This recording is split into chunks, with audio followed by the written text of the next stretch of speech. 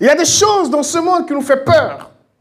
La peur de l'échec, la peur de l'avenir. Parce que nous avons tellement vécu que nous pouvons avoir peur. Mais ce matin, je vous annonce de la part de Dieu, il y a un voile qui va se déchirer. Et Dieu veut nous révéler sa grande bonté. Les derniers seront les premiers.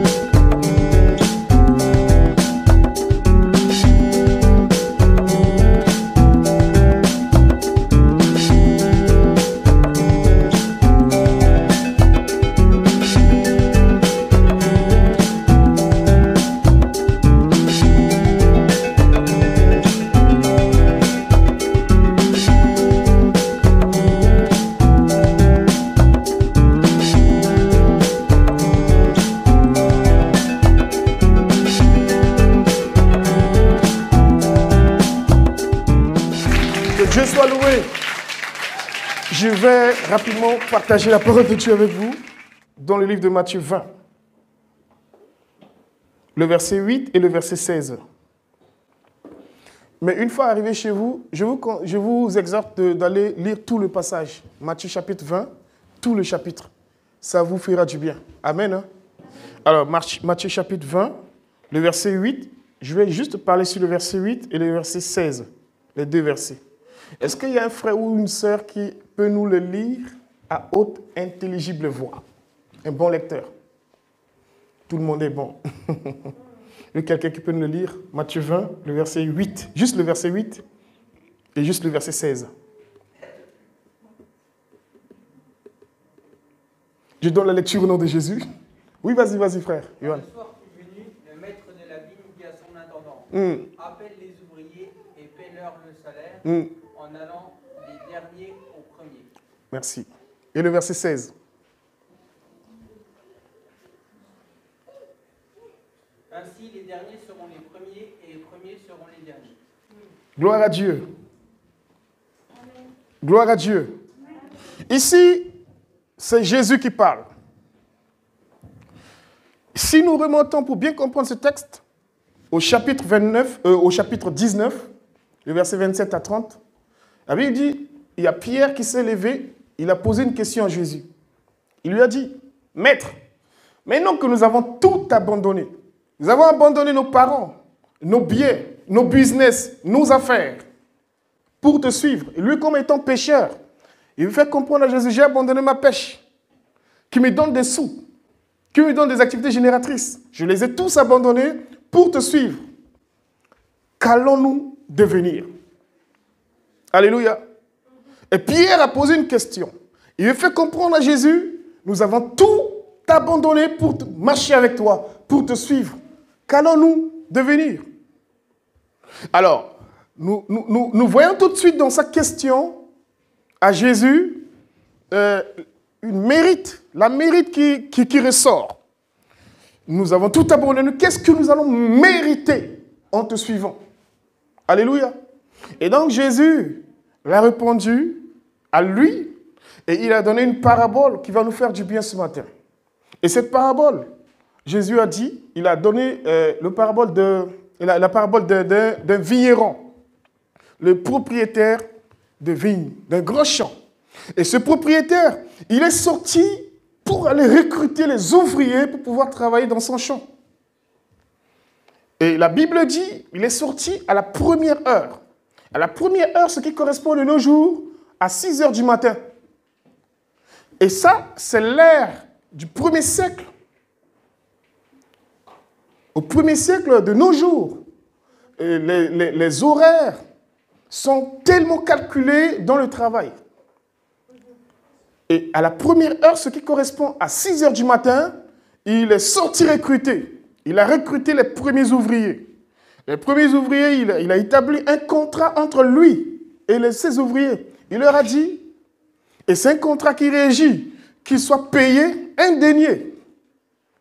Et à cette époque, le salaire journalier, c'est un denier. Un denier qui correspond à 4 euros, 4 centimes de nos jours. Mais ce n'est pas pareil, le pouvoir d'achat. Le coût de vie, ce n'est pas pareil.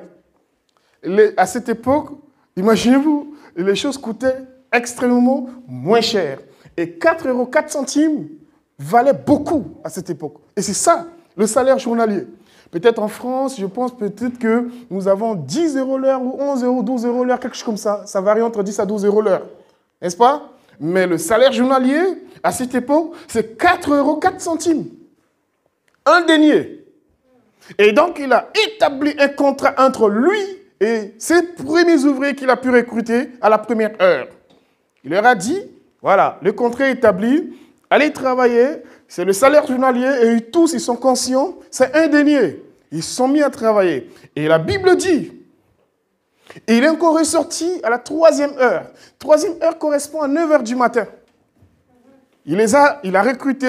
Cette fois-ci, ce n'est pas un contrat qui a été établi. Mais il leur a dit, allez travailler et je vous donnerai ce qui est juste. Amen. Ils sont allés travailler. Et la Bible dit, il est encore ressorti à la 6e heure. 6e heure, ce qui correspond à midi, à 12 h. Et il a recruté les ouvriers. Il leur a dit, allez travailler et je vous donnerai ce qui est juste. Ils sont allés travailler. Et la Bible dit, ce propriétaire, c'est évident, c'est Jésus, il parlait de lui-même. Il est encore ressorti, il a recruté à la 9e heure. 9e heure, ce qui correspond à 15 h. 3 h de l'après-midi, donc 15 h de nos jours. Il leur a dit, allez travailler et je vous donnerai ce qui est juste. Et ces ouvriers sont partis se mettre au travail dans le champ de vigne. Et ce n'est pas fini. La Bible dit, il est encore ressorti à la 11e heure. À la 11e heure, ce qui correspond à 17 h de nos jours. Et à 17 h, il a recruté les derniers ouvriers. Il leur a dit, allez travailler et je vous donnerai ce qui est juste. Et ces derniers ouvriers qui ont été recrutés à la 11e heure se sont mis au travail et dans ce champ. Sachant que toute une journée de travail en Israël se termine à cette époque à la 18e heure, à la 12e heure, excusez-moi, 12e heure, c'est-à-dire 18 h. Donc les gens à cette époque travaillaient de 6 h à 18 h. C'est le capitalisme. Tu travailles, je te paye. Amen. Hein? Et donc, ils sont allés travailler, mais le texte que nous venons de lire ici, dans Matthieu 20, verset 8, la Bible dit, le soir étant venu, ce maître fait appel à ses intendants.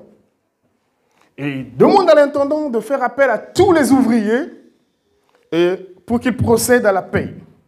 Et donc, il a aligné tous ces ouvriers l'un après l'autre. Ceux qui ont été recrutés à la première heure, ainsi de suite, jusqu'à la 11e heure, étaient tous alignés.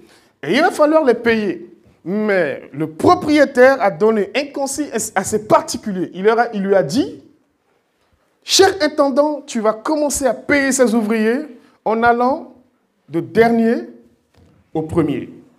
Donc, ceux qui ont été recrutés à la 11e heure, c'est-à-dire au dernier moment, on commence à les payer et jusqu'aux ceux qui ont été recrutés à la première heure. Regardez la scène qui se passait. L'intendant s'est mis à les payer. Il arrive sur ceux qui ont été recrutés à la 11e heure. Il leur paye un denier. Il reçoit leur un denier. Ceux qui ont été reçus à la 9e heure, il les paye. Il reçoit chacun un denier. Imaginez ceux qui avaient été recrutés à la première heure, quand ils voient ceux qui ont été reçus à la dernière heure, percevaient un denier, ils nourrissaient en eux l'espoir de gagner plus que eux. Parce qu'ils ont travaillé toute la journée. Imaginez quelqu'un au pied des cèpes, dans les vignes, du matin au soir. Ils voyaient ceux qui ont été recrutés à la dernière heure percevoir un denier, le salaire journalier. Ils étaient contents, ils étaient joyeux, ils s'attendaient, peut-être, dans leur tête, à percevoir 12 heures, 12 deniers. 12 heures, c'est-à-dire 12 deniers. Mais ils ont été désagréablement déçus. Arrivant à leur niveau, ils ont reçu un denier, tout comme les autres. Amen. Et c'est là où ils ont commencé à bouder, à murmurer. Comment ça se fait que nous avons travaillé toute la journée, nous recevons un denier, et ceux qui ont été recrutés, qui ont travaillé juste 1 heure, ils reçoivent un denier comme nous. C'est injuste. De nos jours, c'est la direction de Grand et Social. C'est injuste apparemment. Et logiquement, c'est injuste. Alléluia. Mais qu'est-ce que Dieu veut nous révéler ici, frères et sœurs? C'est là où le Seigneur m'a mis à cœur de partager avec vous sur le thème les ouvriers de la 11e heure. Les ouvriers de la 11e heure. Lesquels des deux, ceux qui ont été reçus à la première heure et ceux qui ont été reçus à la dernière heure, lesquels des deux peuvent expérimenter l'amour, la joie et la bonté de ce propriétaire? Sûrement ceux qui ont été reçus à la 11e heure. Parce qu'ils n'ont travaillé qu'1 heure, ils n'ont pas mérité, mais ils ont reçu un salaire journalier. C'est incroyable, mais c'est un miracle. Alléluia. Dieu voudrait, par ce texte, nous révéler sa grande bonté, frères et sœurs. Vous savez, nous les hommes, nous aimons acclamer les plus forts, les champions, les meilleurs, les excellents. Mais la vision de Dieu est totalement différente que notre vision, nous les humains. C'est totalement différent. Dieu ne voit pas comme nous voyons les choses. C'est pourquoi la Bible dit dans Isaïe, autant les cieux sont élevés au-dessus de la terre, autant les pensées de Dieu sont au-dessus de nos pensées. Vos pensées ne sont pas mes pensées, a dit la parole de Dieu. Vos voix ne sont pas mes voix. Nous ne savons pas à quel moment Dieu peut nous bénir, Dieu peut nous visiter. C'est pourquoi, pendant que ceux qui ont travaillé toute la journée nourrissent un espoir de mérite en eux, mais Dieu il voit le contraire. Pendant que ceux qui ont été reçus à la dernière heure, à la 11e heure, se voyaient malheureux, faibles, s'attendaient à rien, ce sont ceux-là, bizarrement, qui ont expérimenté une grâce imméritée de la part de ce propriétaire. Et c'est justement ce que Dieu veut faire à chacun d'entre nous ce matin. Frères et sœurs, Dieu commence par les plus faibles. C'est pourquoi si vous lisez le verset 16, la Bible dit « Les premiers seront les derniers. Et les derniers seront les premiers. » C'est là où Dieu il a enseigné à Pierre. Pierre voulait tout de suite une mérite. Nous avons tout abandonné. Nous t'avons suivi. Nous avons fait ceci pour toi. Nous avons donné ceci pour toi. Nous avons consacré des temps pour toi. Attention au langage que nous disons souvent en tant que chrétiens. Il y a des gens sûrement qui font des choses pour s'attendre à quelque chose au retour. Et qui s'attendent à la mérite, aux honneurs. Ça fait combien de temps que je suis là? Ça fait combien de temps que je fais ceci? Ça fait combien d'années que je fais cela? Et j'ai fait ceci, j'ai fait cela. Et c'est ça, nous les humains. Mais faites attention à cela, bien-aimés frères et sœurs. Dieu, il commence par les derniers. Les derniers, c'est des gens qui ne méritent pas. Les derniers, c'est des gens qui sont faibles. Les derniers, c'est des gens qui sont conscients, qui sont déclassés dans beaucoup de choses. Dieu commence par les derniers. Il commence par les derniers. C'est pourquoi la Bible dit, les derniers seront les premiers. La Bible déclare, c'est quand nous sommes faibles que nous sommes forts. Et quand nous sommes pauvres, c'est en ce moment-là que nous sommes. Et que le faible dit, plus fort que je vous entends s'il vous plaît. Que le faible dit, et que le pauvre dit, frères et sœurs, est-ce que quelqu'un parmi nous a-t-il déjà expérimenté le dernier dans sa vie? Quelqu'un a déjà vécu ce qu'on appelle le rejet, le déclassement, quelque part dans sa vie? N'ayez peur de rien. Dieu vous aime tel que vous êtes. Peut-être que quelqu'un est en train de traverser une période où il est toujours déclassé, il est toujours dernier, il est toujours mis à côté dans la vie professionnelle, dans la vie sociale, dans la vie conjugale, je ne sais pas quoi. Mais écoutez, Dieu vous aime tel que vous êtes. N'ayez pas peur. Écoutez, bien, je vais vous donner ce témoignage. Vous savez, quand j'étais arrivé en classe de 5e, je pense que c'est la même chose ici, c'est le système francophone. J'ai repris 4 fois la classe de 5e. Je suis issu d'une famille, une grande famille. Mon père est polygame. Et on est une famille nombreuse. Et donc, 4 fois la classe de 5e que j'ai vécue, c'était humiliant, au-delà de l'humiliation. Parce que j'étais toujours dernier de la classe. Quand le professeur arrive, on commence toujours par les derniers. Et c'est moi qu'on appelait avant pour rendre la feuille. Les feuilles des évaluations des devoirs. J'étais nul, pas possible. Je faisais des efforts pour étudier, pour essayer de comprendre. Je montais à la colline pour lire. Mais rien n'entrait dans ma tête. Je ne comprenais pas. Et à chaque fois que nous faisions des devoirs, j'avais comme impression que je comprenais bien, je faisais bien les choses.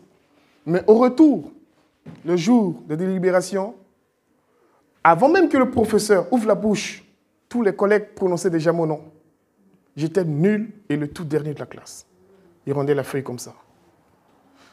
Et j'ai vécu cela pendant 4 années. Humiliation sur humiliation. Je ne comprenais plus rien. Ce n'est pas possible. J'ai décidé d'abandonner l'école. Et c'était en cette période que Jésus s'est révélé à moi. Il m'a aimé. Il m'a montré son amour. Et j'ai été bouleversé par sa visitation. Et je me suis converti. J'ai commencé à aller à l'église. J'ai commencé à visiter une période de vacances, prière. Et la rentrée s'approchait. J'avais peur. J'avais le dégoût de l'école. Je ne peux plus. Parce que je faisais tout de mon mieux, mais rien n'a marché. Et donc, mon père, il a acheté les fournitures, il a donné à mes frères, à mes sœurs. À mon tour, il a jeté ça comme ça. Parce que j'étais inutile. Même dans la famille africaine, quand un enfant n'est pas intelligent, il est déclassé. Il n'y a pas assez de considération. C'était terrible. Et donc, c'est comme ça que ça s'était passé. Et Dieu m'a aimé tel que j'étais. Moi, j'étais rejeté de tout. Je n'avais pas vraiment un amour. C'est ma mère seule qui m'aimait quand même. Amen. Mais c'était terrible. Mais Dieu, il m'a aimé tel que j'étais. C'est incroyable. Et non, la rentrée arrivée, je ne voulais plus aller à l'école, mais j'ai entendu la voix de Dieu. Je veux me servir de toi pour parler devant les hommes et élever en dignité. Ne te décourage pas, va à l'école. Amen. J'ai pris du courage, je me suis fortifié, je suis allé à l'école. Je suis allé toujours en 5e. Dieu, il a endurci le cœur de mon père, je suis resté toujours en 5e. Et donc, on est parti, ma vie maintenant, c'est la prière, c'est le jeûne, je suis dans la parole, je suis à l'église et je vais maintenant à l'école. Qu'est-ce qui se passe? On a fait le premier devoir. Le premier devoir que nous avons fait, je me souviens très bien, c'était le devoir de mathématiques. C'était le bec noir, mon bec noir. C'est le français, les matières littéraires, tu peux te débrouiller, on peut te donner 2 ou 3. Mais les mathématiques, 1 plus 1 égale 1, égale 2. Si c'est en dehors de 2, c'est 0. C'est la logique. Et c'était mon bec noir. Et en tant que chrétien, nouvellement né et converti, j'ai dit, mais mince. Et j'ai prié et je suis allé faire le premier devoir. J'avais comme l'impression que je comprenais bien les choses. J'avais le renouvellement de l'intelligence par l'Esprit de Dieu. Je voyais les choses claires, mais j'avais peur. Parce que j'en ai vécu pendant 4 années. Je faisais des choses comme ça et au retour, c'était toujours nul. Et j'ai fait ces devoirs, je l'ai fait. Et Dieu merci, on a fini. Et le jour où le professeur devait ramener les feuilles, il a commencé à rendre les feuilles. La première personne qu'il a citée, c'était plus moi. J'étais vraiment en Jésus-Christ, frères et sœurs. Il donne les feuilles jusqu'à une moyenne de 5. Je dis, oh, dans ma tête, donc pour la première fois, je vais avoir une moyenne de 5 dans ma vie. Il donne les feuilles, donne les feuilles, donne les feuilles. Il a fini avec les sous-moyennes qui s'était arrêté à 9. Il a commencé avec ceux de 10. Je dis, ah bon, moi je vais avoir une moyenne en mathématiques. Alléluia. Amen. Il a donné les feuilles de ceux qui ont eu la moyenne. Il s'est arrêté à 13,5. Il n'y avait plus de feuilles entre ces mains. Je dis, ah, il a oublié ma feuille. J'étais le dernier, toujours dernier. J'avais peur. Et le professeur, il a dit, il y a quelqu'un parmi vous qui a eu 20 sur 20. Il est reparti sur son bureau, il a pris la feuille et c'était moi. Alléluia. Et écoutez, frères et sœurs, c'était immérité. Je l'ai fait de mes propres fois pendant 4 années, je n'ai jamais vu ça. Et cette note, Dieu m'a parlé sur cela. Tiens, je te renouvelle l'intelligence et la sagesse. Je vais te bâtir, comme a dit Jérémie. Je me suis abonné entre ses mains comme l'argile entre les mains du potier. Dieu a fait de moi un puissant scientifique dans mon état, dans ma nation. Depuis ce jour, je n'ai jamais eu 18 en maths. 18, 19, 20. Les gens venaient de partout pour savoir c'est qui cet élève. Jusqu'à ce que j'ai eu mon bac scientifique pour aller à l'université. Alléluia. J'ai été tellement réduit à rien. Et c'est là où j'ai expérimenté ce que Dieu a dit. Les derniers seront les premiers. Je n'avais rien à prouver à Dieu pour mériter cela. J'étais le nul, le plus faible, déclassé. Mais Jésus est parti me chercher. Amen. Alléluia. Amen. Frères et sœurs, nos forces entravent la puissance de Dieu. Restons tels que nous sommes. Et c'est en cela que nous pouvons expérimenter sa grande bonté. Il y a des choses dans ce monde qui nous font peur. La peur de l'échec, la peur de l'avenir. Parce que nous avons tellement vécu que nous pouvons avoir peur. Mais ce matin, je vous annonce de la part de Dieu, il y a un voile qui va se déchirer. Et Dieu veut nous révéler sa grande bonté. Les derniers seront les premiers. C'est-à-dire, tu seras premier, pas par ta mérite, pas par ta force, pas par ta beauté, pas parce que ce que tu es, mais par sa pure grâce. Dieu veut faire de toi le premier ce matin. Si tu es d'accord, tu dis Amen plus fort. Amen. Alléluia. Gloire à Dieu.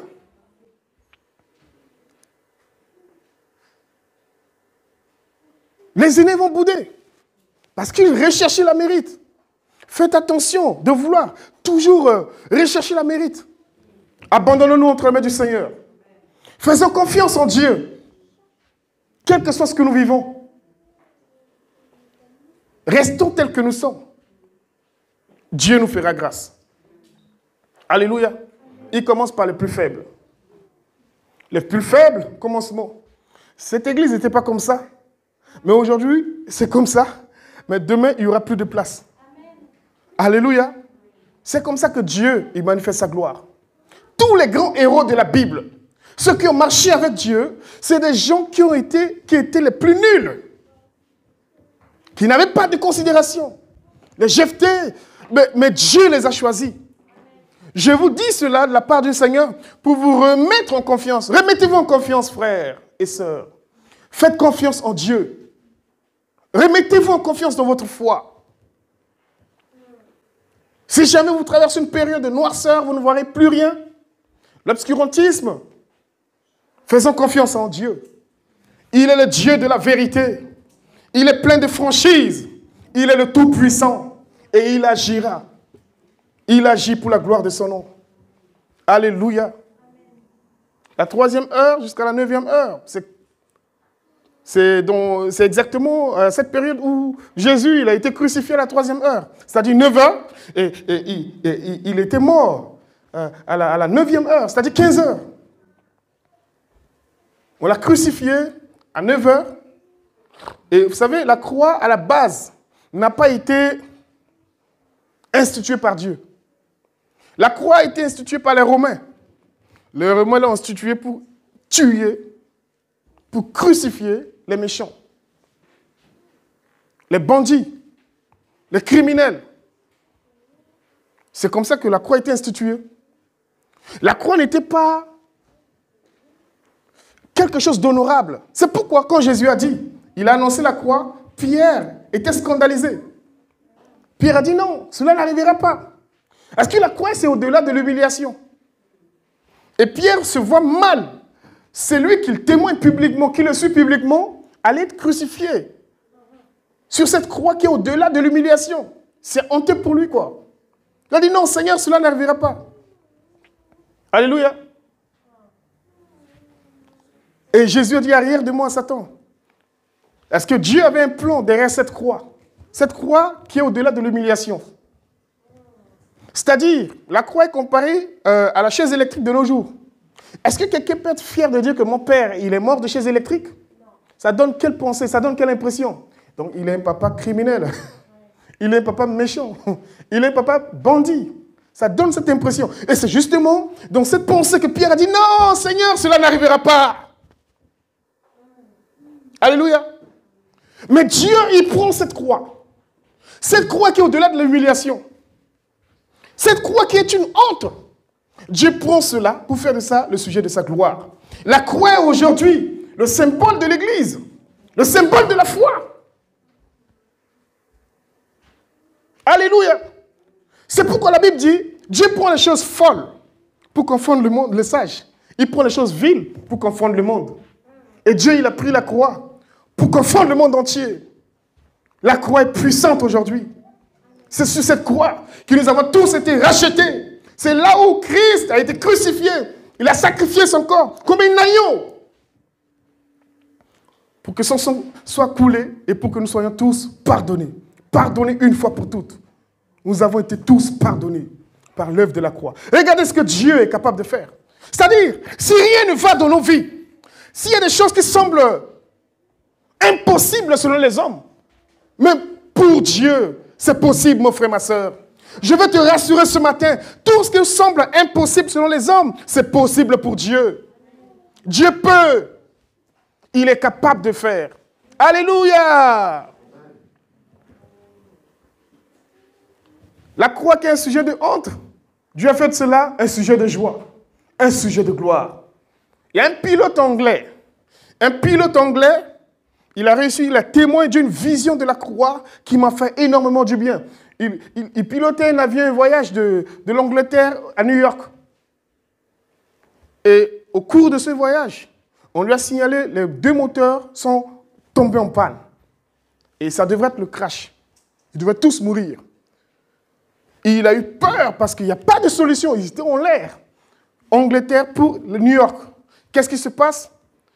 Dieu, vous savez comment il s'est converti? Dieu lui a ouvert les yeux. Il a vu la croix en vision. Dans sa cabine. Au bord de son avion. Il a vu la croix. La vision de la croix. Et cette croix, il l'a vue dans cette vision jusqu'à ce qu'il a atterri à New York. Quand il est atterri à New York, il s'est converti. C'est la vision de cette croix. Dieu lui a révélé la rédemption, le pardon, le salut par la croix. Alléluia. Et c'est en cela qu'il s'est converti. Il s'est donné à Dieu et il a témoin de cela. C'est miraculeux, c'est extraordinaire. Dieu révèle sa gloire. Alléluia. Mon frère, ma soeur, je ne suis pas venu ce matin vous étaler un discours théologique ou philosophique. Je suis venu comme un simple frère à vous parler de la part de Dieu. Dieu veut nous restaurer. Dieu veut nous visiter tels que nous sommes. Je ne sais pas comment est-ce que les périodes que vous traversez, je ne sais pas dans quelles conditions, dans quelles circonstances vous vivez en ce moment. Mais Dieu veut nous révéler de façon particulière sa grande bonté. Et sa grande bonté pour toi, sa grande bonté pour moi. Essayez d'oublier vos soucis. Essayez d'oublier ce qui pèse sur votre vie comme un fardeau. Donnez l'occasion à Dieu comme un frère, comme une sœur humble de cœur, en s'attendant à Dieu et Dieu seul. Seigneur, autrement dit, je suis faible. Je traverse une période humainement parlant impossible. Mais je m'attends à toi ce matin. Est-ce que quelqu'un peut parler ce matin à Dieu comme ça? Je m'attends à toi. Je veux ressortir de cette salle, oh Dieu, avec quelque chose de ta part. Je veux voir ta gloire avant de partir de cette salle. Et vous verrez la gloire de Dieu. Alléluia. C'est ainsi que nous pouvons voir la gloire de Dieu. Faisons confiance au Seigneur ce matin. Pour la vision que nous avons, pour le ministère, pour notre vie spirituelle. Nous avons comme l'impression que nous tournerons. Rien ne change.